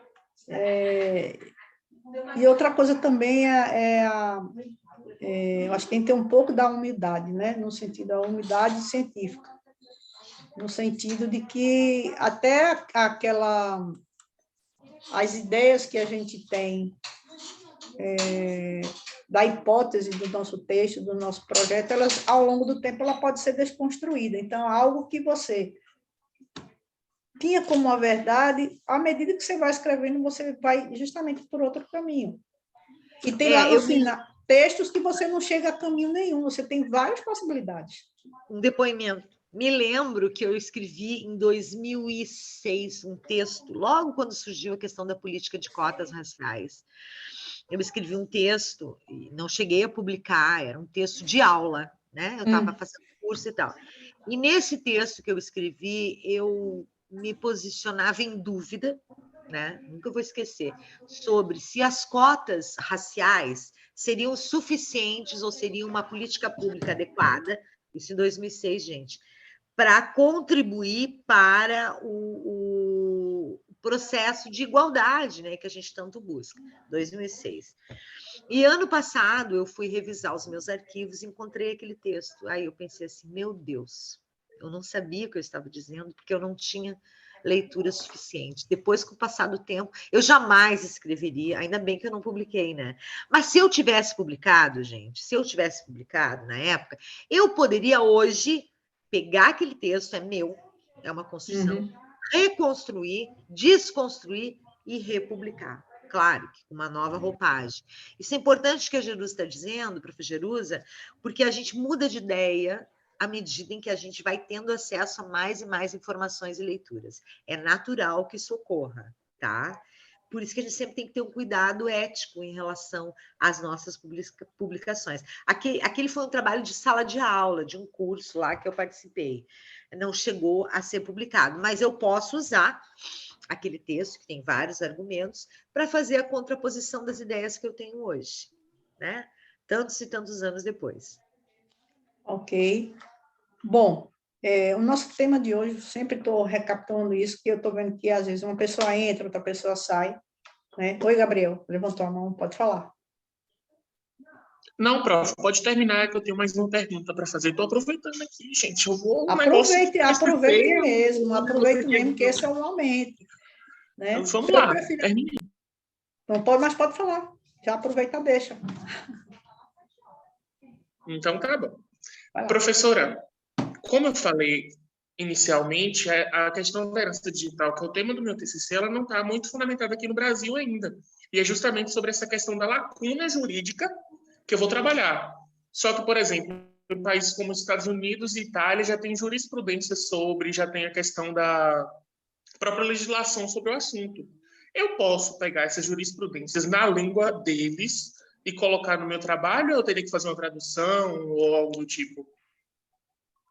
Gabriel, desculpa, só me lembra de novo o tema, você falou muito rápido, esse sotaque baiano aqui me deixou meio confuso. Eu vou falar sobre a lacuna presente da falta de legislação da herança digital no Brasil. Okay. A lacuna da falta de legislação, a lacuna jurídica que existe com a falta de legislação sobre a herança digital. Conseguiu entender? Consegui entender. Normalmente, é que vocês às vezes podem dizer, mas o que ela está falando diferente também, né? Normalmente, quando a gente utiliza... É porque os gaúchos, eles falam muito lentamente, não vou ensinar isso. Quando a gente utiliza autores em língua castelhana ou espanhola, a gente não traduz. Por quê? Porque nós já tivemos aqui como um idioma obrigatório nas escolas e tal. Nós somos o único país na América Latina que falamos português, todos os nossos vizinhos falam castelhano e espanhol, né? Ressalvados os sotaques, etc. Então, a gente não costuma fazer tradução, tá? Se o texto é em castelhano ou em espanhol. Porém, quando o texto é em inglês, em alemão, em francês, primeiro eu tenho que me certificar de que eu tenho a tradução, que eu realmente entendi nesse idioma. E para a banca, convém eu colocar essa tradução. E aí eu vou colocar embaixo, no rodapé, tradução nossa, o texto original de tal obra, assim, traduzido por... A maioria, né, dos textos em direito que vêm, eles vêm com livros já com tradução. Mas como você vai acessar uma jurisprudência, né, ali, talvez um tribunal estadunidense, ou um tribunal francês, ou um tribunal da União Europeia, né? Aí convém que você possa identificar a tradução para que a gente possa realmente saber do que você está falando. Lembrando que, né, agora o pitaco da professora de direito aqui, lembrando que eu estou fazendo uma pesquisa em comunidades distintas, né? A common law e como é que é? Então, eu estou lá onde a jurisprudência ela é a principal fonte, digamos assim, do direito, e eu estou aqui onde há um sistema de hierarquia de normas, né, aonde eu tenho a lei como a principal fonte formal do direito e a jurisprudência uma interpretação da lei. Então, eu tenho que ir lá na minha origem, né, quando eu estudo direito, lá na minha origem sobre as fontes do direito, as fontes formais, de acordo com a construção, né, como que se construiu esse sistema. Tá? Mas é basicamente isso, salvo melhor juízo, melhor entendimento. Eu, pelo menos, quando é castelhano e espanhol, nunca exijo tradução. Eu acho que é a nossa obrigação, né, com os nossos irmãos, inclusive. Mas, quando se trata de um outro idioma, obviamente que é importante trazer a tradução, ou do autor, ou dizer do original, ou se você mesmo traduziu. Adriana, Da mesma forma, desculpa, da mesma forma, cuidado com o abstract trazido do Google Tradutor, tá? Adriana, a partir da fala do Gabriel e da tua fala também, uma outra coisa que eu lembrei aqui, teve uma vez eu participei, tem muito tempo, de uma banca de monografia e tinha uma referência no texto, estava lá, né? Tinha uma referência, e uma pessoa da banca, um dos avaliadores, falou, né? Conversou, dialogou com a pessoa que estava apresentando, com relação a essa referência que estava lá no texto, né? E ela fez uma referência direta, tipo assim, como se a pessoa tivesse lido o texto mesmo, original, né? E a banca perguntou, você tem esse texto, né? Porque eu procurei esse texto há muito tempo, ele é um texto original e tal, é difícil de achar, você tem, se você tiver, eu queria que você me emprestasse, né? Aí a pessoa não conseguiu responder. E a minha pergunta vai nesse sentido. Eu sei que muitas vezes a gente não consegue, né, o aluno, nós mesmo, de modo geral, eu citei uma filósofa agora da Espanha, né, e às vezes você não consegue aquele livro, tem livros que realmente são difíceis, outros são mais fáceis, mas aí se você não consegue, você conseguiu abrir um artigo, né, onde tem essa referência, e por aí vai. Quando a gente escreve texto, né, qual a sugestão que você daria, né, para as pessoas que vão escrever, né, isso é válido para o professor, para o pesquisador, não é só para o aluno, não, para quem vai escrever, né, que se depare com essa dificuldade e queira colocar aquela referência no seu texto, né, porque vai submeter aquilo a uma banca de mestrado, porque vai submeter um artigo à publicação numa revista, né? Como é que funciona isso, se o seu interlocutor, se o seu leitor lhe questionar nesse sentido, de uma fonte que você colocou ali? Olha, em primeiro lugar, gente, num TCC, num trabalho de graduação, até a gente admite que você use um APUD, né? Olha, Arruda citou Cantini em tal e tal coisa, né? Guilherme Joaquim citou, né? Priscila ou Ludmila, tal em tal. Ok. Agora, num trabalho de mestrado, uma banca de doutorado, não. Tá? Não. Por quê? Porque num trabalho de doutorado e de mestrado, você está trabalhando sobre determinada teoria ou várias, né? Enfim, em função daquele assunto, e você precisa ler o original, né? Você não está trabalhando com uma ideia que alguém que leu o autor original escreveu. Ah, não acho lugar nenhum, escolhe outro. Na dúvida. Por quê? Porque pode acontecer, e isso é muito comum, gente, muito mais que a gente pensa, do aluno colocar lá, o pesquisador colocar lá no seu referencial um artigo, um autor X, lá em inglês, em francês, em tailandês, que ele nunca leu e que ele não sabe ler naquele idioma. E aí ele diz, conforme o fulano, não, mas ele foi lá no artigo de alguém em português, né, em língua portuguesa, que leu e que traduziu. E eu ter na banca, tá, alguém que conhece e que leu no idioma original. E aí ele vai perguntar para você, aí você faz o quê? Tremenda saia justa, né? Então, para evitar a saia justa, trabalhe em mestrado, doutorado com autores o original, se você consegue pegar o original. Ah, professora, eu não falo, não leio inglês, não tem problema. Se você observar aqui, na América Latina, eu tenho muitos autores que superam quaisquer outros. Ah, não, mas o direito à origem germânica você não vai fazer evolução histórica, metodológica, hermenêutica da criação. Não, vamos trabalhar com o assunto atual, vamos pegar autores daqui, vamos valorizar a nossa produção. Vamos olhar para os nossos autores latinos. Chile produz muitas coisas. A Argentina nem se fala, tá? Tem a Clássico, tem vários grupos de pesquisa, tem vários grupos de pesquisadores. Então, vamos valorizar a nossa produção. Eu vou piorar a situação, posso? Pode, vamos ver, né? O que sai aqui. Mas a regra é essa. À medida que a gente vai lembrando, eu acho que isso estava ajudando muita gente. Concordo plenamente, né, com o que você falou, né, eu acho que justamente a questão da ética entra aí, eu não vou dizer, colocar no meu texto algo que eu não li. Aí você se depara com a outra situação.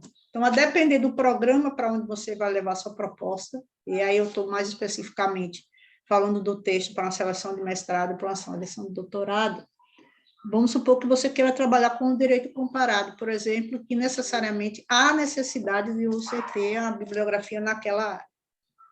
Porque eu já escrevi textos que justamente me questionaram isto. Professora, mas a senhora quer tratar esse tema? Eu senti falta, né, nas referências e tal, da literatura americana. Tá? Ou determinado país, mas eu digo mais o que se usa bastante, que tem a literatura americana nessa produção. E aí, com isso, tua pontuação cai. Você foi suficientemente ético, eu só vou colocar no meu texto aquilo que eu li, né? Aí vem um questionamento desse. E aí tem aquela parte da seleção, que é a parte escrita, aí sua nota já vai lá para baixo, né? Se você conseguir a nota suficiente para você ir para a entrevista, você talvez consiga sanar isso. Mas se a nota for baixa, para você, por exemplo, não conseguir fugir do ponto de cor. Então, assim, à medida que você vai falando, que os meninos vão falando, a gente vai... foram experiências que eu fui vivenciando ao longo da minha vida como professora, ou fui submeter a alguma coisa, né? E aí tem esse contraponto. O tema que você vai escrever necessariamente pede um determinado tipo de literatura, tá? E aí você não sabe lufas de inglês, mas você precisa, como é que você vai... Alguém pode ler para você, alguém pode fazer uma tradução para você, como é que isso funciona na prática, no processo de seleção? Olha, eu vou aqui falar, eu realmente não faria. Tá? Eu, se fosse pesquisadora, eu não falo inglês e não leio inglês, não falo alemão e não leio alemão, eu não faria um estudo de direito comparado que exigisse autores em inglês e em alemão. Até porque, mesmo que eu contrate alguém para fazer a tradução, ou que, de repente, determinada obra não tenha tradução, eu preciso contratar alguém para fazer, é uma tradução, ela não é original, né? Por exemplo, eu me arriscaria a fazer em francês, que eu consigo ler, talvez um pouquinho de italiano e o castelhano, óbvio, né? Que leio, escrevo, falo, mas eu não me arriscaria. Por quê? Porque eu corro o risco, não me arriscaria, eu corro o risco, bem original, né? Mas de ter alguém na minha banca ou na minha seleção que leu aquela obra no original em inglês que eu recebi ou que eu mandei traduzir. Percebam? Né? A própria tradução ela pode ser diferente. E eu vou estar numa saia justa. Eu, Adriana, nessas alturas da minha vida, não me arriscaria. Óbvio, se você tem 18, 20, poucos anos, está começando, está estudando inglês, está lá muito bem. Outra vibe, né? Hoje eu posso fazer um curso de inglês, né? Mas eu vou demorar 10 anos, 5, para escrever alguma coisa. Por quê? Porque o processo é mais demorado. Eu aprendo, mas vai demorar. Agora, se você é mais jovem, né? Aquele canalzinho lá do cérebro está mais aberto para o idioma. Então, eu, particularmente, não correria esse risco, especialmente numa banca de mestrado e doutorado, tá? Eu acho bastante arriscado, porque normalmente, Quando você vai para o mestrado, eles exigem o domínio, né, de um segundo idioma. Quando você vai para o doutorado, de um terceiro, além do seu. Fica por aí, né? Ou 2 idiomas ou 3. Então, eu não me arriscaria. Eu acho que seria um risco, né? Mas aí, claro, cada pesquisador vai tomar a sua decisão, né? Que é uma decisão importante. Você pode ou não ser questionado, mas é um Você tem risco. que lembrar que aquele seu texto, né, além da parte escrita, a depender das etapas, você vai ter esse momento da oralidade, né? Sim. Onde você vai ser, né, vai ter É. essa interlocução, Tem entendeu? uma coisa também, E às vezes Sueli. seu texto se torna tão atrativo, né? Pela forma como você escreveu, que a própria banca tem curiosidade de acessar aquele pesquisador. Isso. E a Quando você forma não é? uma coisa que a gente discutia dia desse, quando você vai para uma banca de mestrado ou doutorado, uma seleção de especialização, enfim, um concurso, sempre é bom você olhar o edital. O edital é a tua bíblia, né? O edital que vai dizer como que vai acontecer, quais são os passos, quais são as regras. Observa quem são as pessoas que compõem aquela banca. Vai lá na plataforma Lattes e verifica que pesquisadores são esses, qual é a formação. Eles têm alguma coisa publicado na área que você pretende pesquisar? Se tiver, leia. Cita, demonstre que você conhece o universo. Isso não se trata de, abre aspas, puxar saco, fecha aspas, né? Mas se trata de mostrar que você conhece aquela banca, que você conhece aquele pesquisador que está ali, que você leu e sabe que ele ou ela pesquisa aquele tema que você se propõe a pesquisar. Se trata de respeito à academia, respeito à produção daquelas pessoas. Então, conhecer quem está na sua banca, no sentido profissional, obviamente, né? É muito bom para você demonstrar que você leu aquilo ali, que você sabe. Porque, normalmente, quando se escolhe uma banca de concurso público relacionada à seleção de mestrado, doutorado, já tem pesquisadores que estão habituados àquelas linhas de pesquisa e que têm produção, né, um número X de produção naquela área. Então, é uma dica importante aí. Ok. Bom, pessoal, eu vou... tem mais alguém que gostaria de fazer alguma pergunta ou fazer uma fala a parte do que já foi dito aqui? Oi, Gabriel, pode falar. Oi?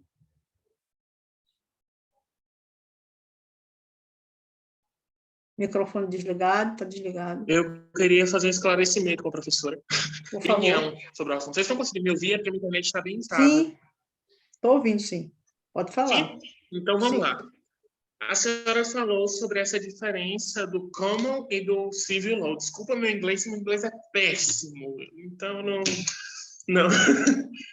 Mas é exatamente sobre isso que eu estou pretendendo falar em um dos primeiros capítulos, que é sobre a questão jurisprudencial, que nós estamos vivendo cada vez mais, a questão da jurisprudência, a mudança, principalmente na área de família e sucessões, sobre isso. A senhora acha interessante eu falar sobre essa mudança que vem ocorrendo nas fontes do direito ou ser mais específico para o meu tema? Já é uma pergunta mais genérica, não tem muito a ver com o que nós estamos falando, mas eu vou aproveitar a Adriana Cantinho do meu lado, porque ela tem um trabalho da gente. Pelo amor de Deus. Olha só, Gabriel, na verdade, nós não temos uma mudança no sistema, veja. A common law ela é um sistema baseado nas decisões proferidas pelos tribunais. Quando a gente assiste um filme estadunidense, a gente verifica isso. Jurisprudência, Estado contra John, Estado contra Philip, Estado contra sei lá o quê, né? Eles vão direto nas jurisprudências. Por quê? Porque é um sistema baseado em jurisprudência. A civil law, que é o nosso sistema, a codificação do direito, ela é baseada nas normas, né? Naquela fonte primária e principal, que é a lei, que é a principal, e a interpretação dessas leis. Então, acredito que nesse teu trabalho, tu deve sim ter um capítulo específico para fazer essa distinção, common law, civil law. E aí, quando tu fores falar na nossa jurisprudência, esses dias até um aluno me perguntou na aula, professora, eu não entendo, eu pesquisei na jurisprudência. Eu digo, não, a jurisprudência não é a fonte primária. A jurisprudência é uma fonte secundária, você vai na lei. Como nós não temos, por exemplo, uma lei, uma norma específica sobre o caso, aí se constroem jurisprudências. Então, ela não é a principal, mas ela é uma forma de preencher uma lacuna. Aí sim, Gabriel, aí sim você estaria trazendo isso. E, obviamente, que da jurisprudência construída poderá surgir um projeto de lei. Aí você vai ter que ir também nas casas legislativas federais, tá? Entrar nos sites e ver.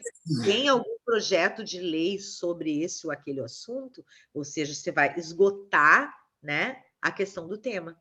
Não sei se ajudei. Olha, tem uma decisão recente, só uma referência, assim, a da Corte Britânica, né? Envolvendo a questão dos planos de saúde, e tem até uma nota que eu vi de uma criança, né, que ela já foi declarada a morte cerebral dela, né, mas está com os aparelhos e tal, e tá essa vida lá. Aí o que acontece? Acho que o plano entrou com alguma ação e o Estado autorizou que se desligasse os aparelhos, certo? Uma decisão da Corte Britânica, né?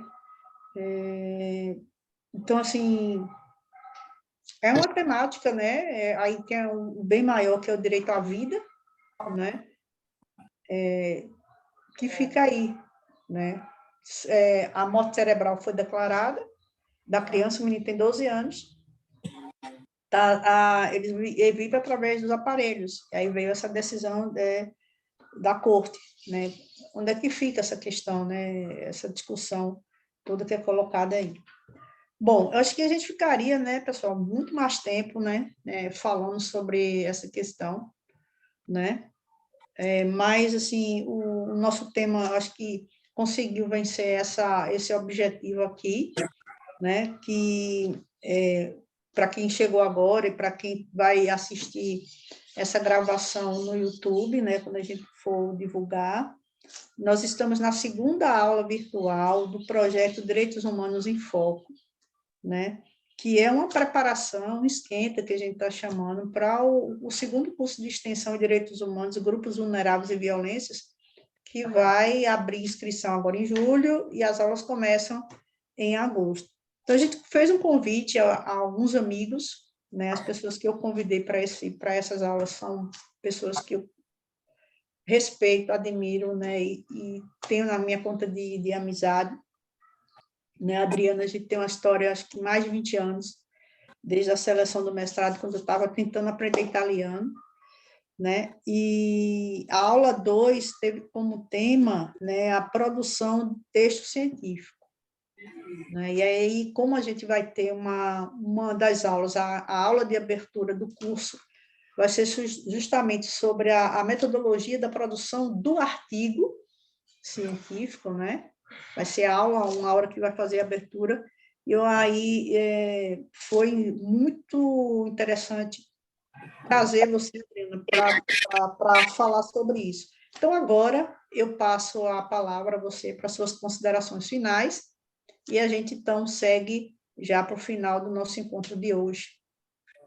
Por favor. Muito bom, é muito bom a gente discutir, né, essa questão da escrita, porque nós somos todos aprendizes.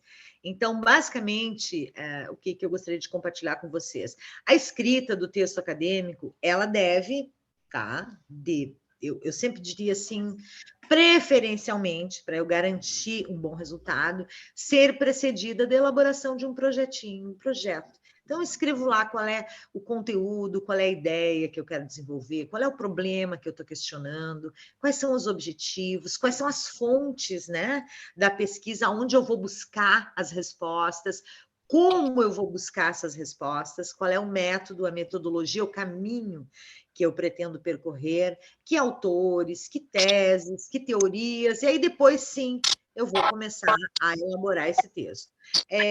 Quando eu faço uma redação para o vestibular, para o Enem, para um concurso público, eu também faço um planejamento. Né? Na academia, esse planejamento é um pouco mais detalhado.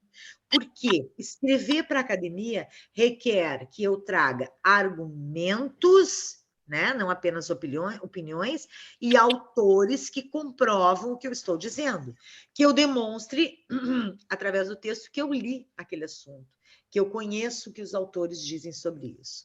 E aí, algumas dicas que eu coloquei, né? Que isso aqui, eu não sou professora de português, repito, mas é o resultado de algum tempo de ensino, de aprendizagem.